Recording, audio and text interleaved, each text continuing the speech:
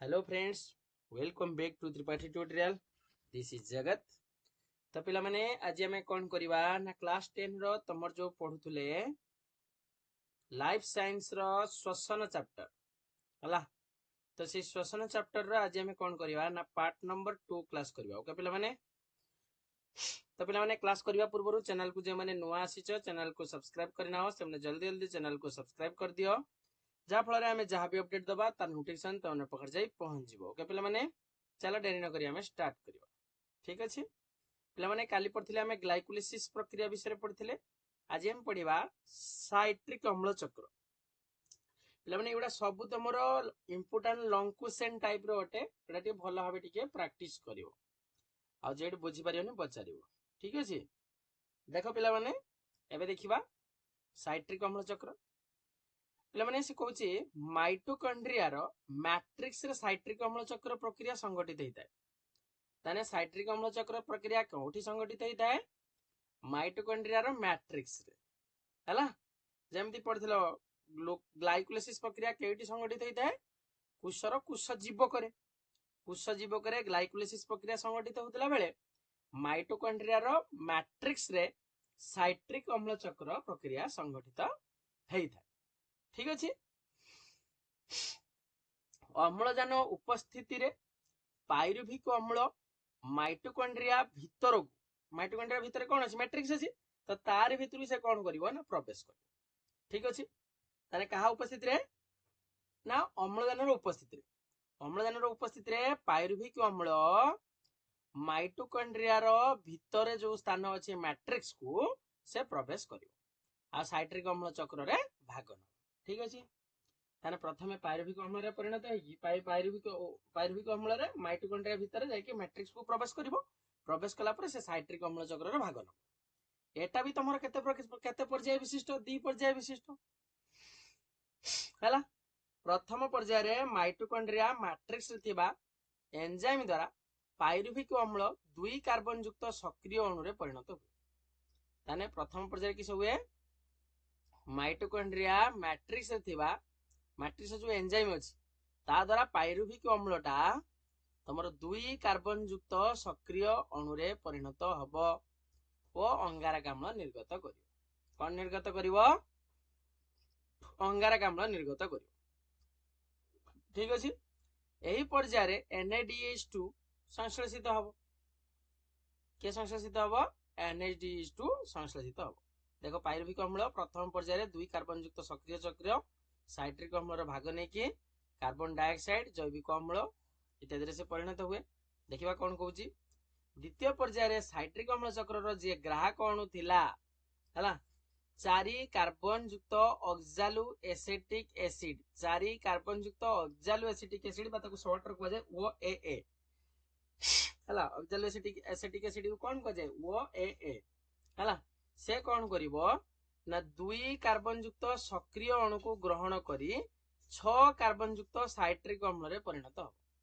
ये जो 4 कार्बन युक्त OAA ता 2 कार्बन युक्त सक्रिय अणु को ग्रहण करी से बर्तन थिला 4, ये हेला 2, हे हेला टोटल केते 6 हला। 6 कार्बन युक्त साइट्रिक अम्ल रे से परिणत हबो। ठीक अछि, साइट्रिक अम्ल चक्राकार रे विभिन्न जैविक अम्ल रे परिवर्तित हेबा सहित शेष रे एक ग्राहक अणु ऑक्सालो एसिटिक एसिड को पुनरुत्पादन करिवो हला। जेटा क्रिएट करथिला फास्ट ऑक्सालो एसिटिक एसिड ताको फेर थरे सिटा किस करिवो ना क्रिएट करिवो। एही पर्याय रे अंगारक अम्ल निर्गत हेबा सहित विजारित सहकारक बा NADH2 आउ FADH2 रो फुल फॉर्म कोन? रिड्यूस्ड फ्लैविन एडेनाइन डाइन्यूक्लियोटाइड ओ ATP रे परिणत हो हला। ताने विजारित सहकारक जो थिला तमरो NADH2 ता हेटा तमरो FADH2 प्लस ATP सृष्टि करियो। जानि हला। तापरे नेक्स्ट आसे देखिबा, एटा गोटे साइट्रिक अम्ल चक्र। आको प्रथमे किए बाहर करथिले ना सार हांस क्रेब्स 1953 रे ताको आविष्कार करथिले हला।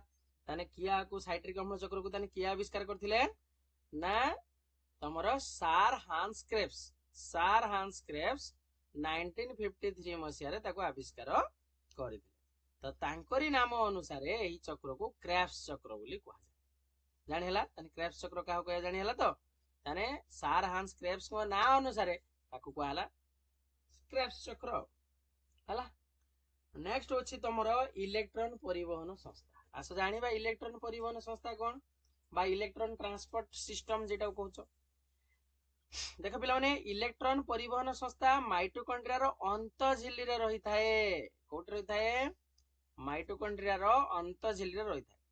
संस्थाटी विभिन्न प्रोटीन आउ इलेक्ट्रॉन रो वाहक अणु द्वारा तयारी हिताए। ताने काहा का द्वारा विभिन्न प्रकार प्रोटीन रही छी आउ इलेक्ट्रॉन नो वाहक अणु द्वारा तयारी हेता। ग्लाइकोलिसिस व साइट्रिक अम्ल चक्र रो जो मिलिथिला कोन सहकारक जो मिलिथिला गोटे NADH2 मिलिथिला आउ गोटे मिलिथिला FADH2 मिलिथिला हला।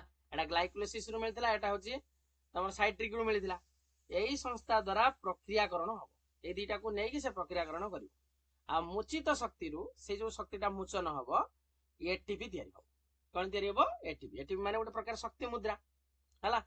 तो एबे कोन हबो ना विचारित सहकारक गुडी करू इलेक्ट्रॉन बाहरी इलेक्ट्रॉन वाहक अणु श्रृंखला माध्यम रे गति करियो।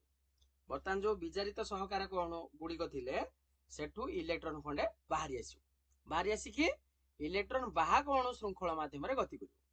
वो तमर जो प्रोटॉन जो बाहर थला रिलीज होला जो प्रोटॉन टा से प्रोटॉन फेवर वाहक माध्यम रे दुई झिल्ली रो मध्यवर्ती स्थान को स्थानांतरित हो। धर ये झिल्ली ता मझी जगह को स्थानांतरित हम हला। चित्र देछि चित्र 2.5 एट देखि परिवो देखो एट ए मझा मझी को ये हो हला।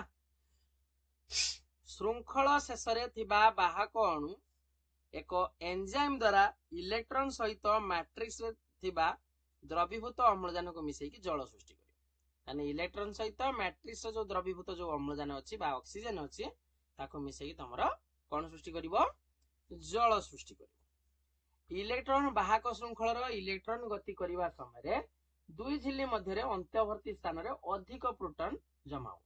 ए जो दीटा झिल्ली जो थिला एई मझा मझी जगह रो अधिक संख्यक एटी प्रोटॉन टा जमा हो हला। एई जगह रो अधिक संख्यक प्रोटॉन जमा हो।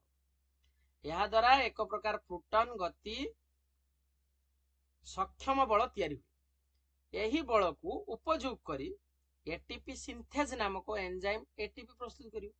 एटीपी सिंथेज नामक गोटे एंजाइम अछि जेडा तमरो गोटे एटीपी गोटे सृष्टि करियो। ठीक अछि। अच्छा वायु उपजीवी श्वसन रो जो तमर थिला कि 6 कार्बन युक्त ग्लूकोज सेटा बर्तन संपूर्ण भाबे जारित अवस्था को पळेबो ओ एहार प्रतिटी कार्बन अंगारक अम्ल रे परिणत हो। जो 6 कार्बन थिला तार प्रतिटी कार्बन से तमरो कार्बन डाइऑक्साइड रे परिणत हे जे। अम्लजान उपस्थित रे एही प्रक्रिया चलीथिले मध्य कोशीय श्वसन रो शेष सोपान रे अम्लजान व्यवहृत हुए हला। ग्लूकोज अणुटी वायु उपजीवी श्वसन रे 38 टी एटीपी अणु देई थाए। शॉर्ट क्वेश्चन बहुत समय परीक्षा पड़े जे ग्लूकोज अणुटी वायु उपजीवी श्वसन रे केतटी अणु देई थाए 38 टी किंतु वायु उपजीवी श्वसन रे मात्र 2 टा एटीपी दबो। केतरा एटीपी दबो 2 टा एटीपी दबो हला। अने समय 2 मार्किया क्वेश्चन पकाय वायु उपजीवी श्वसन और वायु अपजीवी श्वसन मध्य पार्थक्य दर्शाओ। वायु उपजीवी रो अम्लजान दरकार एटार किंतु अम्लजान दरकार नै। एथिरे 38 टा एटीपी दरकार एथिरे 2 टा एटीपी तयारी हुए। एठी तमर अंगारक अम्ल जल मुक्त होई रहइबो। एथिरे इथानल सुरासार बा लैक्टिक अम्ल सृष्टि हो। एथिरे ग्लूकोज रो संपूर्ण जारण होई एठी ग्लूकोज रो असंपूर्ण जारण मन रख दबो। ठीक अछि। तापर देखो अम्लजान अंगारक अम्ल रो सांद्रता खाद्य उपादान रो परिमाण तापमात्रा कुशर विपाचक रो उपस्थिति परि विभिन्न कारक श्वसन क्रिया को नियंत्रण करथा हला। एबे से देखिबा जीव माने किपरि श्वास क्रिया करंती सेही विषय रे जानि। देखो कोशीय श्वसन पई ग्लूकोज भली सरल शर्करा क्रियाधार दरकार हेइ थाए। जीव ग्रहण करथिबा जैविक पोषक शरीर रे सरलीकृत होई प्रत्येक कोष को जाय थाए। मनुष्य शरीर रो एहा पाचक प्रणाली आ उद्भिद शरीर रो प्रत्येक कोष बा केतेक निर्दिष्ट कोष रो एही खाद्य सरलीकरण प्रक्रिया घटी थाए। सबुठारु गुरुत्वपूर्ण विषय होउची कोन ना उद्भिद और प्राणी शरीर रे होतिया वायु उपजीवी श्वसन क्रिया रे व्यवहृत अम्लजान रो जुगाण कोन हुए ଅମ୍ଳଜାନଟା ଯୋଗାଣ ହୁଏ। ଜୀବ ପରିବେଶରୁ ଅମ୍ଳଜାନ ଗ୍ରହଣ କରିଥାଏ। ବାୟୁ ଉପଜୀବୀ ଶ୍ୱସନ କ୍ରିୟାରେ ଅମ୍ଳଜାନ ଗ୍ରହଣ କ୍ରିୟା ଏକ ଅବିଭେଦ୍ୟ ଅଂଶ। ଅମ୍ଳଜାନ ଗ୍ରହଣରେ ଉଦ୍ଭିଦ ଓ ପ୍ରାଣୀ ମଧ୍ୟରେ ଭିନ୍ନତା ଦେଖାଯାଏ। ତେଣୁ ଉଦ୍ଭିଦ ଓ ପ୍ରାଣୀର ଅମ୍ଳଜାନ ଗ୍ରହଣ ପ୍ରକ୍ରିୟା ବ୍ୟାଖ୍ୟା ହେବା ଦରକାର।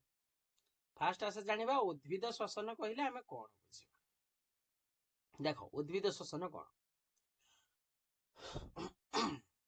ଦେଖ ପିଲାମାନେ, ଉଦ୍ଭିଦ ବିସରଣ ପ୍ରକ୍ରିୟା ମାଧ୍ୟମରେ ପରିବେଶରୁ ବାୟୁରେ ଥିବା ଅମ୍ଳଜାନ ଗ୍ରହଣ କରେ। ଉଦ୍ଭିଦ କୋଉ ପ୍ରକ୍ରିୟା ଦ୍ୱାରା ଅମ୍ଳଜାନ ଗ୍ରହଣ କରେ? ନା ବିସରଣ ପ୍ରକ୍ରିୟା ଦ୍ୱାରା। ଆଚ୍ଛା ପିଲାମାନେ ମତେ କହିଲେ ଦେଖିବା, ବିସରଣ ପ୍ରକ୍ରିୟା କେଇଟି ଅଧିକ ହେଇଥାଏ? କଠିନର ନା ତରଳର ନା ଗ୍ୟାସିୟର?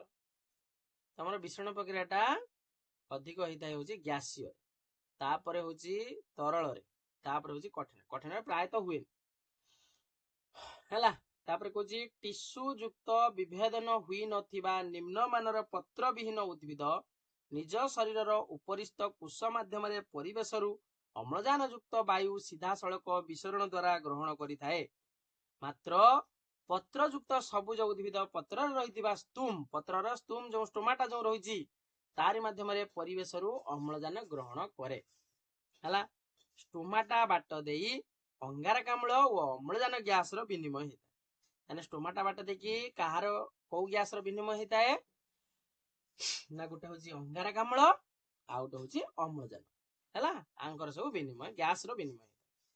ଦିନ ବେଳେ ଆଲୋକ ଶୋଷଣ ସମୟରେ ପତ୍ର ଷ୍ଟୋମାଟା ବାଟ ଦେଇ ଅଙ୍ଗାରକାମ୍ଳ ଗ୍ରହଣ କରେ।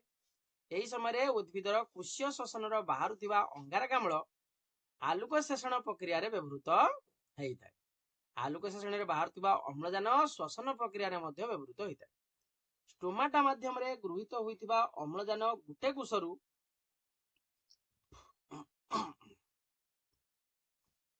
ଅନ୍ୟ କୋଷକୁ ବିସରିତ ହୋଇ ଗଛର ଡାଳ, ପତ୍ର, ଫୁଲ, ଫଳ ଭଳି ପ୍ରତ୍ୟେକ ଅଙ୍ଗରେ ରହିଥିବା ସମସ୍ତ କୋଷ ନିକଟରେ ପହଞ୍ଚିଥାଏ। ବୁଝିହେଲା ପିଲାମାନେ? ଇଏ ଥିଲା ତମର ଉଦ୍ଭିଦ ମାନଙ୍କର ଶ୍ୱସନ ବିଷୟରେ ଥିଲା ହେଲା। ତାପରେ ଆସି ଦେଖିବା ପ୍ରାଣୀ ମାନଙ୍କର ଶ୍ୱସନ ହେଲା। ପ୍ରାଣୀ ମାନଙ୍କର ଶ୍ୱସନ ବିଷୟରେ ଦେଖିବା। ଦେଖ ପିଲାମାନେ, ଜଳଚର ପ୍ରାଣୀ ମାନଙ୍କ ମଧ୍ୟରେ ଶ୍ୱାସକ୍ରିୟା ସମ୍ପାଦନ ପାଇଁ ବିସରଣ କ୍ରିୟା ହଉଛି କାର୍ଯ୍ୟ କରେ। ଜଳଚର ପ୍ରାଣୀ ମାନେ ସାଧାରଣତଃ ବିସରଣ ପ୍ରକ୍ରିୟାରେ ଶ୍ୱାସକ୍ରିୟା କଲେ। ଆଉ ଯେତେ ସବୁ ତମର ଏକକୋଷୀ ଅଛନ୍ତି, ଛିଦ୍ରାଳ ଅଛନ୍ତି, ଯୋଉଟା ପୁରିଫେରାସ ବୋଲି କହୁଛ, ହାଇଡ୍ରା ହେଲା, ପ୍ରୋଟୋଜୋଆ, ପୁରିଫେରା, ହାଇଡ୍ରା, ଏ ସବୁ ଶ୍ୱାସକ୍ରିୟା ପାଇଁ ନିର୍ଦ୍ଦିଷ୍ଟ ଅଙ୍ଗ ତାଙ୍କର କିଛି ନାହିଁ। ତେଣୁ ଏମାନେ ଜଳରେ ଦ୍ରବୀଭୂତ ଅମ୍ଳଜାନକୁ ସିଧାସଳଖ ବିସରଣ ପ୍ରକ୍ରିୟାରେ ଗ୍ରହଣ କରନ୍ତି। କୋଉ ପ୍ରକ୍ରିୟାରେ? ବିସରଣ ପ୍ରକ୍ରିୟା। ଜଳଚର ଉଦ୍ଭିଦ ମାନେ ସାଧାରଣତଃ ବିସରଣ ପ୍ରକ୍ରିୟାରେ ଅଂଶଗ୍ରହଣ କରିବେ ହେଲା। ସେମିତି ଜିଆ, ଜୁକ, ବେଙ୍ଗ ଏମାନେ ସବୁ ତମର ଚର୍ମ ଦ୍ୱାରା ଶ୍ୱାସକ୍ରିୟା କରିବେ। ଏଟା ସର୍ଟ କ୍ୱେଶ୍ଚନ ପିଲାମାନେ, ବହୁତ ଭଲ ଭାବେ ପଢିବ ଏଗୁଡାକ, କାରଣ ବହୁତ ଇମ୍ପୋର୍ଟାଣ୍ଟ। ସର୍ଟ କ୍ୱେଶ୍ଚନ ନିଶ୍ଚିତ ଆ ଭିତରୁ ଖଣ୍ଡେ ପରୀକ୍ଷାରେ ପକେଇବ ହେଲା। ତାହେଲେ ଜିଆ, ଜୁକ, ବେଙ୍ଗ ଏ ତମର ଚର୍ମ ଦ୍ୱାରା ଶ୍ୱାସକ୍ରିୟା କରେ। ଏମାନେ ଉଦା ଚର୍ମ ବାଟ ଦେଇ ବାୟୁମଣ୍ଡଳର ମୁକ୍ତ ଅମ୍ଳଜାନ ଦ୍ରବୀଭୂତ ହୋଇ ଶ୍ୱସନରେ ବ୍ୟବହୃତ ହୋଇଥାଏ। ସେମିତି ବେଙ୍ଗ ମୁଖ ଗହ୍ୱର, ଫୁସଫୁସ ଦ୍ୱାରା ମଧ୍ୟ ଶ୍ୱାସକ୍ରିୟା କରେ। ଶୀତ ଶକ୍ତି ସମୟରେ ବେଙ୍ଗ କେବଳ ଚର୍ମ ଦ୍ୱାରା ଶ୍ୱାସକ୍ରିୟା କରେ। ମାନେ ବେଙ୍ଗ ତିନିଟା ପ୍ରକାର ଇଏ କରୁଛି, ମୁଖ ଗହ୍ୱର, ଫୁସଫୁସ ଆଉ ଚର୍ମ ହେଲା। ସେନ ଅସରପା ପରି କୀଟ ପତଙ୍ଗ ମାନଙ୍କର ଶ୍ୱାସରନ୍ଧ୍ର, ଅସରପା ତମର ଶ୍ୱାସରନ୍ଧ୍ର ଦେଇକି ଶ୍ୱାସକ୍ରିୟା କରେ, ଯେଟା ତମେ କହୁଛ ସ୍ପାଇରାକଲ ବୋଲି କହୁଛ ହେଲା। ଅମ୍ଳଜାନ ଶରୀର ମଧ୍ୟକୁ ପ୍ରବେଶ କରେ। ସେମିତି କଙ୍କଡା, ଚିଙ୍ଗୁଡି, ଗେଣ୍ଡା, ଶାମୁକା ଏମାନେ ତମର ଗାଲି ଦ୍ୱାରା ଶ୍ୱାସକ୍ରିୟା କରିବେ ହେଲା। ଏହା ମାଛର ଗାଲି ଠାରୁ ଟିକେ ଭିନ୍ନ ହୋଇଥାଏ। ସେମିତି ସାପ, ପାରା, ବତକ, ବାଦୁଡି, ମଣିଷ ପ୍ରାଣୀ ମାନଙ୍କ ଶ୍ୱାସକ୍ରିୟା ସାଧାରଣତଃ ଫୁସଫୁସ ଦ୍ୱାରା ହୁଏ। ତା ଦ୍ୱାରା ହୁଏ ଫୁସଫୁସ ଦ୍ୱାରା ବା ଲଙ୍ଗସ ଯେଟା କହୁଛ। ସେମିତି କଇଁଛ, କୁମ୍ଭୀର, ତିମି ପାଣିରେ ରହୁଥିଲେ ମଧ୍ୟ ସେମାନେ ଫୁସଫୁସ ଦ୍ୱାରା ଶ୍ୱାସକ୍ରିୟା କରନ୍ତି। ସେମିତି ବେଙ୍ଗର ଯୋଉ ଲାର୍ଭା ଯେଟା କହୁଛି ଶୁକାବସ୍ଥା ବା ଯାହାକୁ ବେଙ୍ଗ ଫୁଲା ମଧ୍ୟ କେହି କେହି କହିଥାନ୍ତି, ଇଏ ତମର ମାଛ ଭଳିଆ ଗାଲି ଦ୍ୱାରା ମଧ୍ୟ ଶ୍ୱାସକ୍ରିୟା କରିଥାଏ। ବୁଝିହେଲା ପିଲାମାନେ? ଏତିକି ଇଏ ଥିଲା ତମର ଉଦ୍ଭିଦ ଓ ପ୍ରାଣୀ ମାନଙ୍କର ଶ୍ୱସନ କ୍ରିୟା କିପରି ଚାଲୁ ରହିଥାଏ ସେଟା ଆମେ ଜାଣିଲେ। ଠିକ ଅଛି ପିଲାମାନେ, ଆପରେ ଦେଖିବା ଆମେ ଜୈବିକ ଜାରଣ ବାୟୋଲୋଜିକାଲ ଅକ୍ସିଡେସନ କହିଲେ ଆମେ କଣ ବୁଝୁ। ଆଜି ଏତିକି ଥାଉ, ନେକ୍ସଟ କ୍ଲାସରେ ଆମେ ବାକି ସାରିବା ହେଲା। ତାକୁ ତିନିଟା ପାର୍ଟରେ ଚେଷ୍ଟା କରିବା ସାରିବା ପାଇଁ। ଠିକ ଅଛି, ତ ଆଜି ପାଇଁ ପିଲାମାନେ ଏତିକି ଥାଉ। ନେକ୍ସଟ କ୍ଲାସର ଆମେ ଦେଖିବା ହଉଛି କଣ ନା ହଉଛି ଜୈବିକ ଜାରଣ ବିଷୟରେ ପଢିବା। ଠିକ ଅଛି। तो पिला माने चैनल को जे माने जॉइन होचो चैनल को सब्सक्राइब करिन हो से माने जल्दी जल्दी हम चैनल को सब्सक्राइब कर दियो जा फल रे हमें जहाँ भी अपडेट दबा तार नोटिफिकेशन तन पाखर जाई पहुंच परिबो हला आ जे माने पिला माने बिल्कुल फ्री ऑफ कॉस्ट रे नोट्स नवा पई चाहूचो मते कांटेक्ट करि परियो तुम माने 8594920649 एही नंबर रे तुम मते जदी व्हाट्सएप करिवो मु तुमको बिल्कुल फ्री ऑफ कॉस्ट रे हला फ्री ऑफ कॉस्ट रे तुमको नोट्स प्रोवाइड कर दिया जीवो ठीक अछि तो पिला माने आज पई एती थाओ हला ओके।